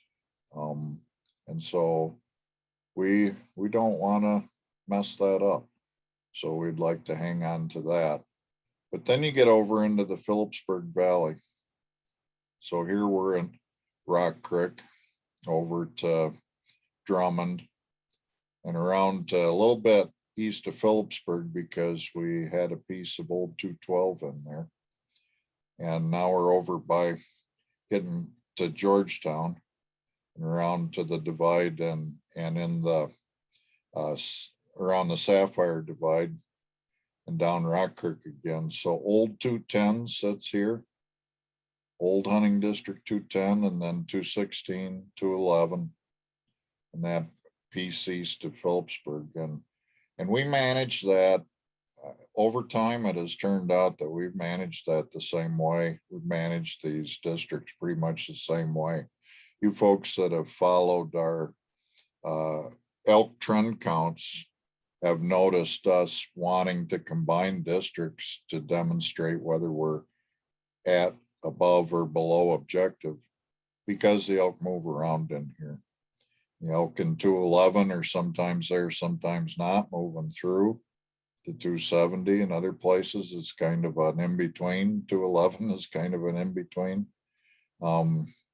So you kind of need to look at this overall anyhow. And so this is an opportunity for us to remove boundaries and to manage similarly across the board. So in 210, and I will cheat a little bit just to get the detail right because I got a minute to do that. For white-tailed deer, there'd be either sex white-tailed deer for the 5-week season. And decided to go with that, to pick that up and extend it from where it occurs already on mostly private lands on up into the rest of the district. And we'll monitor that. If we indeed do that, we'll monitor that closely with harvest data and see how that looks and make adjustments. Somebody asked about adjustments in the future. We can most certainly make adjustments to that season type if we're worried about white-tailed deer. And we would have our eyes peeled for white-tailed deer there in Gillespie Creek, up to Beaver Tail Road and so forth in 210. And in 216, we would be paying attention to white-tailed, am I saying mule deer? White-tailed deer there. But for the sake of simplicity and believing that we have the biological capacity for that, proposing 5-week either sex. With a private land tag, private land only B tag available as well. For mule deer, we want to back off. It's the same strategy that Scott described for 222 and that relationship between the special management area and 291 and the larger 222. So in 210, old 210, we have a special management unit, a limited permit area growing big bucks in old 210. Well, if you attach these other districts, one of them a general tag, one of them, maybe both of these are general. This one is unlimited permits by Phillipsburg. And so similar to what Scott described, we would just manage as 210 was managed before, use the same number of buck permits as we have right now and expand that area larger And then as over time, over a couple, 3 to 5 years, as we begin to recruit bigger bucks, it doesn't really take that awful long. As we start to recruit bigger bucks, we can slowly increase the permit levels as people get used to the idea that there are some nice bucks outside of Old 210. And then for elk, we would propose to don't harvest cows on public land in Big 210, but focus our harvest of antlerless on private land and do that with elk B licenses valid for private land only. And that it gives us the opportunity for elk that are using public land to not fall prey to the public hunting pressure that occurs there. Let's hunt bulls there on the public land. And then let's get our antlerless harvest and our population control on the private land in places where we've got some access and can get access. We're not proposing a shoulder season here. We have an early shoulder season. We have early shoulder seasons everywhere in the upper Clark Fork now, except for 214. That our plan would be to retain that. What Scott didn't mention that's big on or at least I didn't hear him, that's big on my mind in 222, maybe you did say it, Scott, was that we would propose a late shoulder season again. The commission is demonstrated an interest in those running to February 15th. So that's what we're entertaining at the moment. Again, as everybody has said, please do comment. But the elk numbers are climbing and they never have made it to objective as a collective here in this part of the region. And they're climbing again. And so we've got to make an effort to, one thing that has happened here, we got to make an effort to try to control the total population size. And we're at a level now where if that really takes off, we're going to have a lot of trouble in the long run trying to manage that. And the good thing that has happened here in the meantime is that we have redistributed elk to the point that it's reduced damage just by elk adopting different habits, which is cool. But we gotta apply some more antlerless harvest here. And I would like to do it in a way that doesn't continually drive elk off public land while we're doing that and really congesting our public land hunting opportunity there. So harvest the elk where the elk are causing a problem is the strategy while providing a antlered opportunity on public land. I notice I'm just randomly kind of moving my cursor around. I hope that helps you. We can look at questions, comments, and Yeah, Mike, there's some in here. The very top one is actually one that pertains, and then there's several that have just come in here. I'll let you look at those.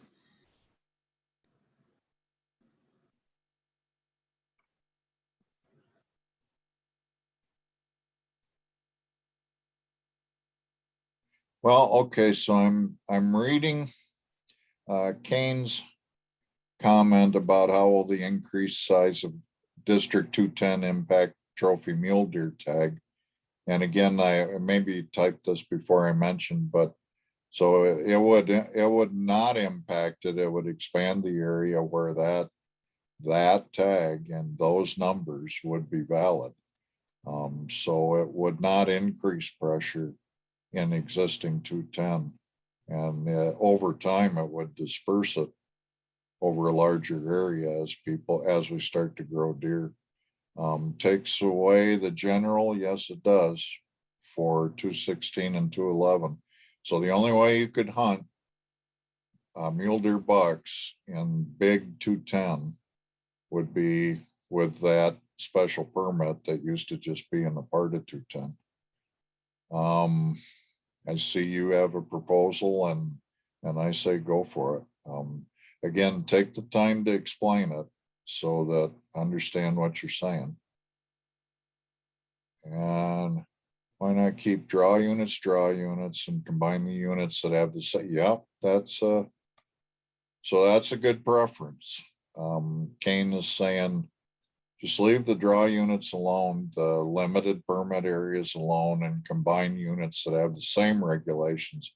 You know, the problem with that with mule deer, and it gets a little bit complicated that way, and maybe it's kind of blowing up our promise here, but it's hard to combine adjacent mule deer districts because our regulations for mule deer are kind of all over the board.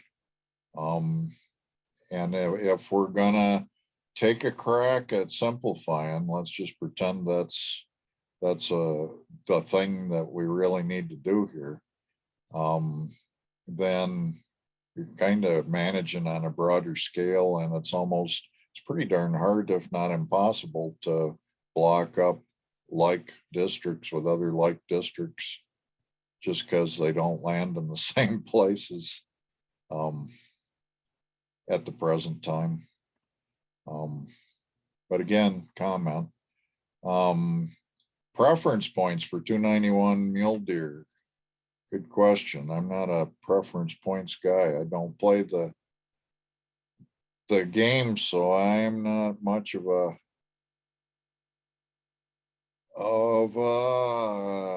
source for that. Let's see. It went away. There it is. Randy, can you type on that one if you know anything about it? Which one, Mike? The Jeff's. Yeah, I'll take a look at preference it. points. Yep. Reach two-step for some of the vulnerable public land.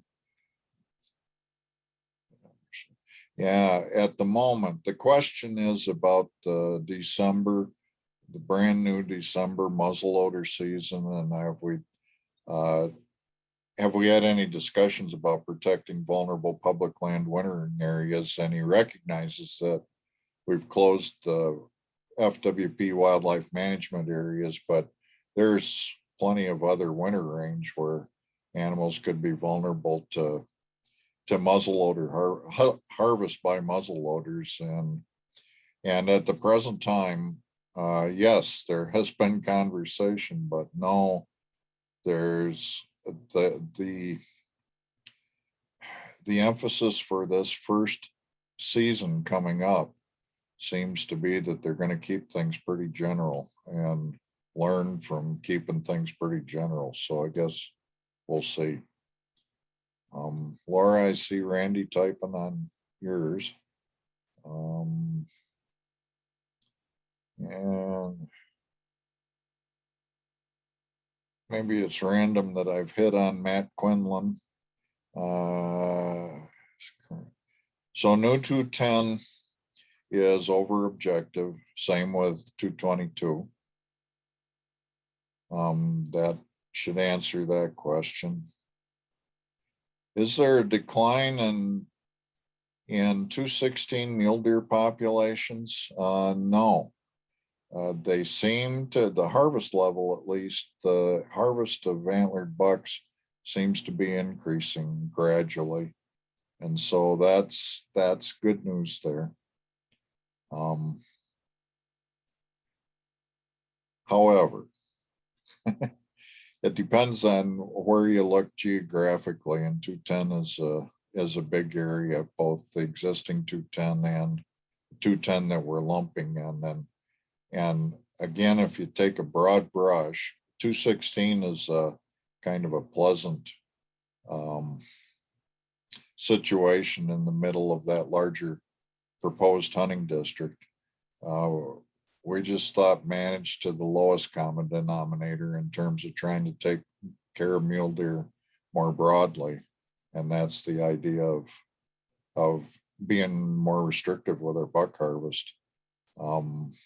Yeah, if you're seeing value in 216 as a place where general hunting opportunity works and you'd like to hang on to it, I hear you now, and make sure and write it down online.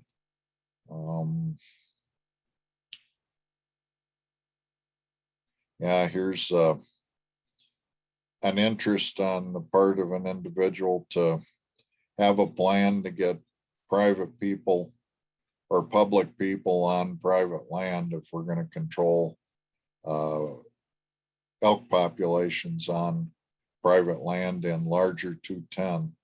And if we have, for example, if they're game damage hunts and stuff, that would be there would be a public entry requirement as part of the damage hunt. And for the general season, that's going to be for landowners who feel like they want help with control of elk. If they don't, then we'll have elk, right? But if they want to help get some control on their property, then they'll allow some access. And so we'll just have to see what happens there. We've got some block management, but it's pretty well used, as you probably know. A question about whether we have a trend toward permanent shoulder seasons in 222. Well, permanent, no. On and off, yes. Would like to continue to have the tool to turn it on and off for late seasons, just because we have so many elk to harvest on public land. And we did that, Casey, you might remember, and I know you do, a couple years ago, we were brow tine bull or antlerless on the general tag in 215, which would take the brunt of whatever season type we prescribed in larger 222. And we did not solve our problem. With maybe over time we would get the population reduction that we're looking for, but in the meantime, boy, I sure heard a lot of complaints about the hunting opportunity and the quality of the hunting opportunity with that much antlerless opportunity on public land. So, I mean, those are the trade-offs that we have. We'll have to work on that, you and us. No antlerless on public land seems extreme when we have 355 drawing for this year. Yeah, it does. Go ahead and comment on that. The thing about, I just will say, sharing a thought process. If we want to have more elk on public land, and if we want to grow elk on public land, we've got some fires that are affecting habitat. There should be some benefit there.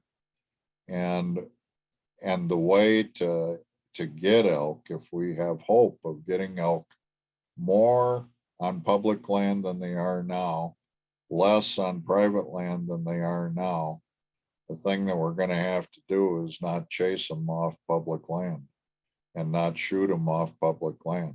You got to have a soft spot for them to go.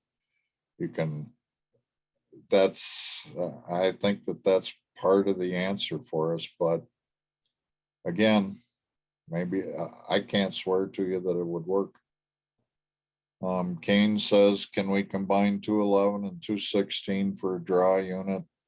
Original 210 has plenty.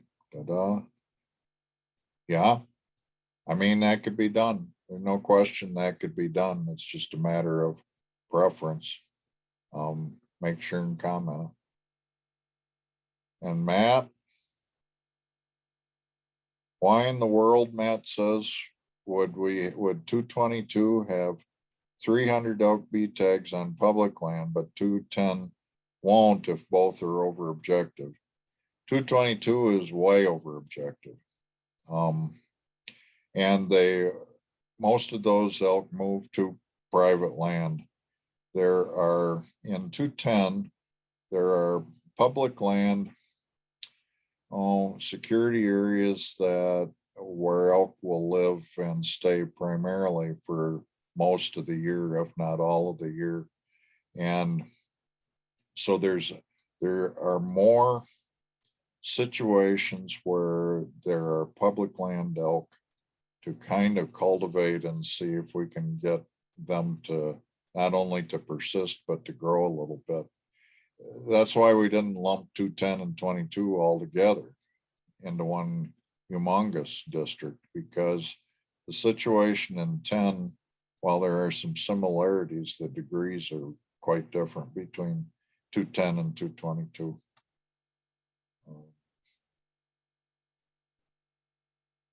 Archery would, good question. When you refer to no antlerless on public land in 210, you're referring to rifle only or both rifle and archery? Just rifle. I don't know what point of view you're coming from, Mark, but good point. In big 210, what's the proposed number of mule deer buck permits? It's the same as it was this year for smaller 210, and I don't know off the top of my head. 75. Thank you, Rebecca. Ah, Kane's all over it.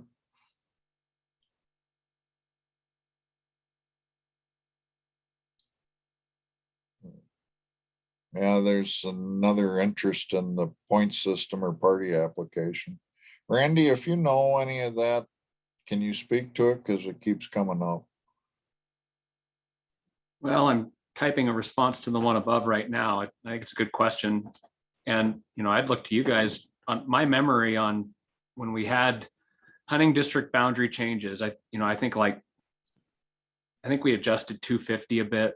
And when we've done that in the past, preference points carried to the adjusted boundary, and we just kept it. But that also was when the hunting district had the same name, same number, same title.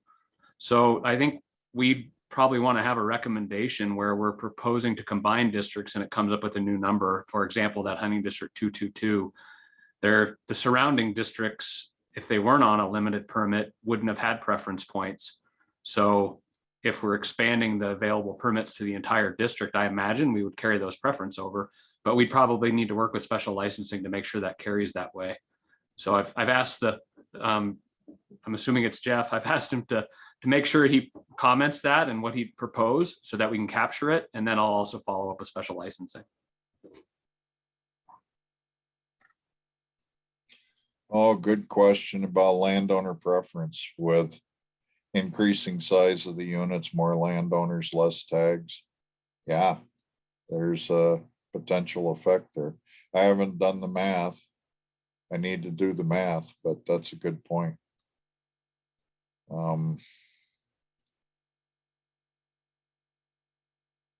Somebody's saying there are no preference points for residents and no points are unit specific in Montana. I don't doubt it, but I don't know for myself. So I'm taking that as fact until disputed.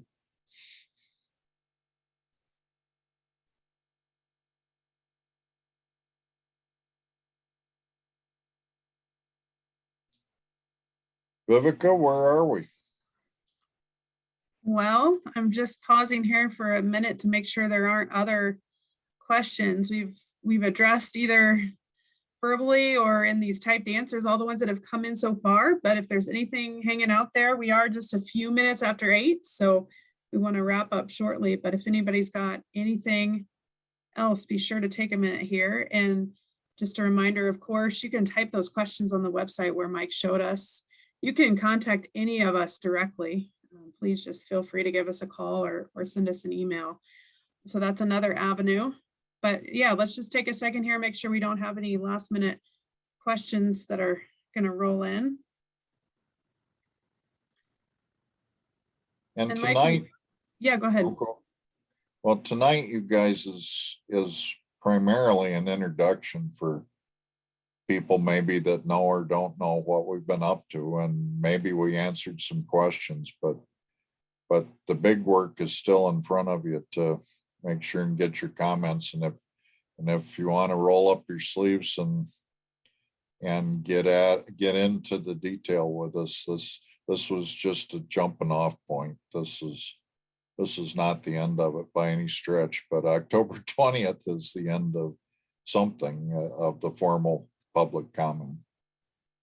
Yeah, and that's a good lead in on something I was just going to kind of wrap up on it, just a review of where we're at in the overall process. And we talked about this a little bit at the beginning, but what we're doing right now is not, at least in this way, where we have these drafts, even though they're really rough drafts. We typically don't have something like this early in the year.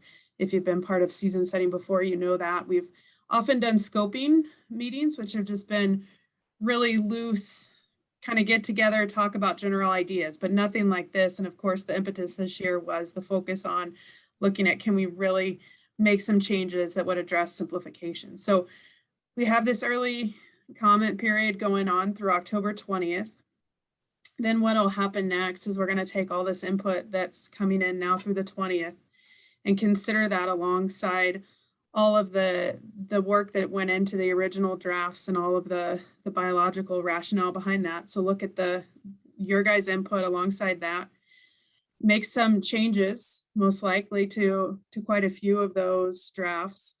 Then that we'll work together with other staff to do that. Regional staff will. And then proposals will go to the Fish and Wildlife Commission at their December meeting. That's, I think, where we typically are used to entering into the process and tracking along from there. So that'll still happen.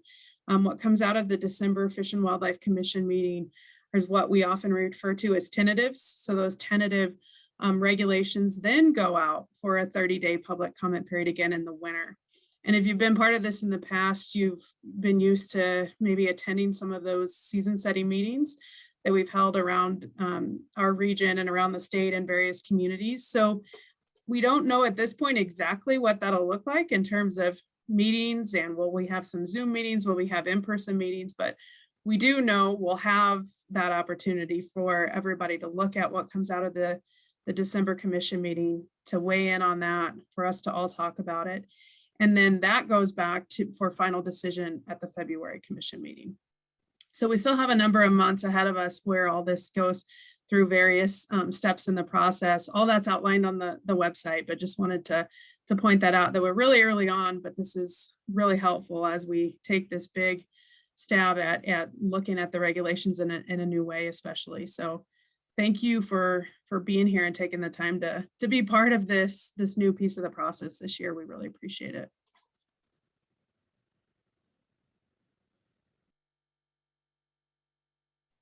And I'm gonna look, I don't see any other questions in here.